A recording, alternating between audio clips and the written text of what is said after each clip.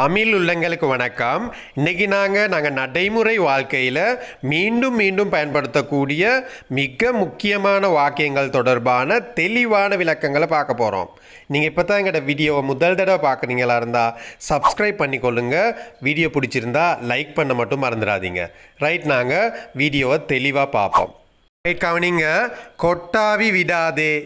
கொட்டாவி விடாதேன்னு எப்படி இங்கிலீஷில் சொல்கிறது?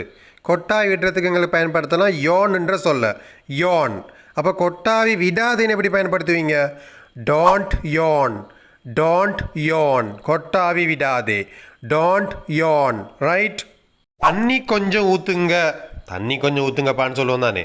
தண்ணி கொஞ்சம் ஊற்றுங்கன்னு எப்படி இங்கிலீஷில் சொல்கிறது? யோசிங்க. Pour a little water, pour a little water. நல்லா ஞாபகத்தில் வச்சுக்கொள்ளுங்க. போர்ன்னு சொல்கிறது ஊற்றுறதுக்கு பயன்படுத்துகிற சொல். Pour, pour a little water. தண்ணி கொஞ்சம் ஊற்றுங்க. Pour a little water. Right. கவனிங்க. எப்போதாவது என்ன பேச விடுங்க. என்ன பேச விடுறீங்களே இல்லை, எப்போதாவது என்ன பேச விடுங்கன்னு சொல்லுவோம் தானே. எப்போதாவது என்ன பேச விடுங்கன்னு எப்படி இங்கிலீஷில் சொல்கிறது? யோசிங்க. Do ever let me speak. Do ever let me speak. எப்போதாவது என்ன பேச விடுங்க. Do ever let me speak. நல்லா ஞாபகத்தில் வச்சுக்கோங்க. Do everன்னு சொல்கிறது எப்போதாவதுன்ற அர்த்தம். Do ever எப்போதாவது. Do ever let me speak. கவனிங்க. எப்போதாவது என்ன அங்கே போக விடுங்க. எப்போதாவது என்ன அங்கே போக விடுங்க. என்ன போக விடுறீங்களே இல்லை, எப்போதாவது அங்கே போக விடுங்கன்னு சொல்லுவோம் தானே. இது எப்படி இங்கிலீஷில் சொல்லுவீங்க? டூ எவரில் ஆரம்பிங்க. டூ எவர் லெட் மீ கோ தேர். அங்கேன்னு சொல்கிறதுக்கு தேர். ரைட். அப்போ எப்படி சொல்லுவீங்க? டூ எவர் லெட் மீ கோ தேர். எப்போதாவது என்ன அங்கே போக விடுங்க. டூ எவர் லெட் மீ கோ தேர். ரைட். எப்போதாவது நேரத்துக்கு வாங்க.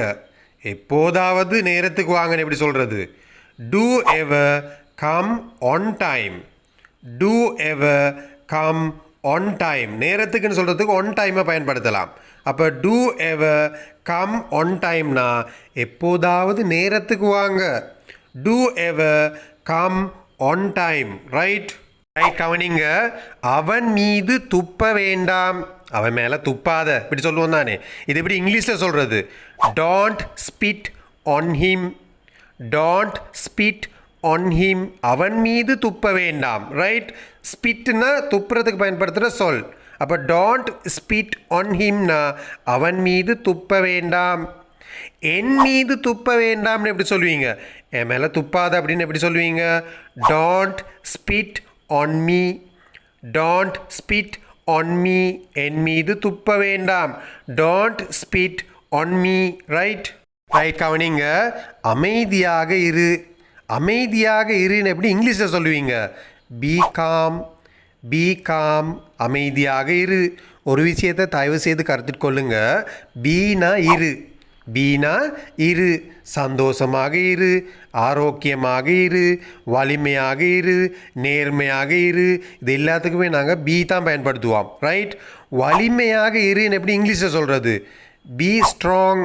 வலிமையாக இரு, பி ஸ்ட்ராங். ஆரோக்கியமாக இருன்னு எப்படி சொல்லுவீங்க? ஆரோக்கியமாக இரு எப்படி சொல்லுவீங்க? Be healthy, be healthy. ஆரோக்கியமாக இரு. ரைட். சந்தோஷமாக இரு, சந்தோஷமாக இரு. பாதுகாப்பாக இரு. சந்தோஷமாக இரு, பாதுகாப்பாக இரு. இந்த ரெண்டு வாக்கியத்தையும் நீங்கள் உருவாக்கி கட்டாயமாக கமெண்ட் செக்ஷனில் கமெண்ட் பண்ணுங்கள். ரைட். கவனிங்க. செல்ஃபி ஒன்று எடுப்போம். செல்ஃபி ஒன்று எடுப்போம்னு எப்படி இங்கிலீஷில் சொல்லுவீங்க? யோசிங்க. Let's take a selfie. Let's take a selfie. Selfie ஒன்று எடுப்போம். Let's take a selfie. எனக்கு தாகமாக இருக்கிறது. எனக்கு தாகமாக இருக்கிறது. இதை எப்படி இங்கிலீஷில் சொல்லுவீங்க? யோசிங்க. ஐ ஆம் thirsty. ஐ ஆம் thirsty. எனக்கு தாகமாக இருக்கிறது. ஐ ஆம் thirsty. ரைட். ரைட். கவனிங்க. எனக்கு இன்னும் குடிக்க வேணும். நான் குடித்தது போதாது, எனக்கு இன்னும் குடிக்கணும்னு எப்படி சொல்லுவீங்க? எனக்கு இன்னும் குடிக்க வேணும்னு எப்படி இங்கிலீஷில் சொல்கிறது? யோசிங்க. ஐ வாண்ட் டு ட்ரிங்க் மோ. ஐ வாண்ட் டு ட்ரிங்க் மோ.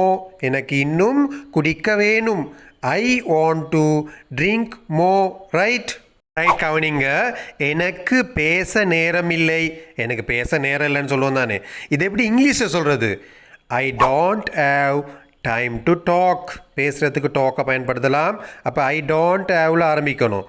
ஐ don't have time to talk. எனக்கு பேச நேரம் இல்லை. I don't have time to talk. எனக்கு பேச நேரம் இல்லை. எனக்கு சமைக்க நேரம் இல்லைன்னு எப்படி சொல்லுவீங்க? இப்போ நீங்களே ட்ரை பண்ணுங்க. ஐ டோன்ட் ஹேவ்ல ஆரம்பிங்க. எனக்கு சமைக்க நேரம் இல்லைன்னு எப்படி சொல்லுவீங்க? ஐ don't have time to cook. I don't have time to cook. எனக்கு சமைக்க நேரமில்லை. எனக்கு அங்கே போக நேரமில்லை. எனக்கு அங்கே போக நேரமில்லைன்னு எப்படி சொல்லுவீங்க? ஐ டோன்ட் ஹேவ்ல ஆரம்பிங்க. I don't have time to go there. அங்கே போகிறதுக்கு கோ தேர். அப்போ எப்படி இந்த வாக்கியத்தை உருவாக்கி கொள்வீங்க? I don't have time to go there. எனக்கு அங்கே போக நேரமில்லை. I don't have time to go there. எனக்கு வாதம் பண்ண நேரமில்லை. எனக்கு வாதம் பண்ண நேரம் இல்லைன்னு எப்படி இங்கிலீஷில் சொல்லுவீங்க? ஐ டோன்ட் ஹேவ்ல ஆரம்பிங்க. I don't have time to argue. I don't have time to argue. இவ்வாறான வாக்கிய வடிவங்களை நீங்கள் மீண்டும் மீண்டும் பயன்படுத்தணும். மீண்டும் மீண்டும் பயன்படுத்துவதன் மூலம் உங்களோட இங்கிலீஷ் ஃப்ளூவன்ட் விரைவாக இம்ப்ரூவ் ஆகும். ரைட்? ஓகே ஃப்ரெண்ட்ஸ், இன்றைக்கி நாங்கள் மிக முக்கியமான வாக்கியங்கள் தொடர்பான மிக தெளிவான விளக்கங்களை பார்த்தோம். இந்த வீடியோ உங்களுக்கு பிரயோசனமாக இருக்குதா இருந்தால் கட்டாயமாக உங்களோட நண்பர்களுக்கு ஷேர் பண்ணுங்கள். மீண்டும் ஒரு சிறப்பான வீடியோவில் சந்திக்கும் வரை நன்றி, வணக்கம்.